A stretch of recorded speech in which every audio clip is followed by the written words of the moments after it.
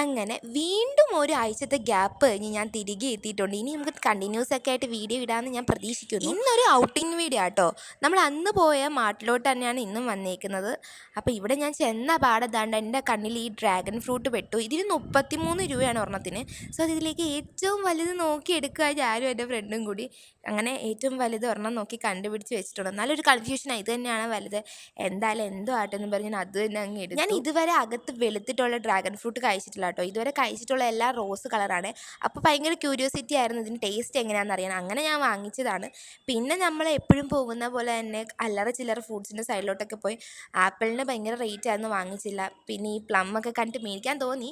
പിന്നെ ഈ മാങ്ങ ഇത് കാണുമ്പോൾ എനിക്ക് മേടിക്കാൻ തോന്നും. ഇതുവരെ ഞാൻ ഇത്രയും വലിയ മാങ്ങ കഴിച്ചിട്ടില്ല കേട്ടോ. ഇവിടെ എല്ലാ സാധനവും നമുക്ക് കിട്ടും. കട്ടഡ് ഫ്രൂട്ട്സ് ഒക്കെ ഒന്നും അങ്ങനെ ഇല്ലായിരുന്നു കേട്ടോ.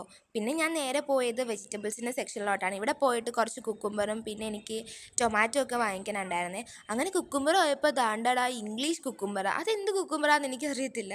നിങ്ങൾക്കറിയോ ഇംഗ്ലീഷ് കുക്കുംബർ? അടുത്ത വീഡിയോ ഞാൻ നെക്സ്റ്റ് പാർട്ടായിട്ട് ഇടാം കേട്ടോ. ഭയങ്കര ലാഗാവും, അതുകൊണ്ടാണ്. അപ്പോൾ എല്ലാവർക്കും ബൈ.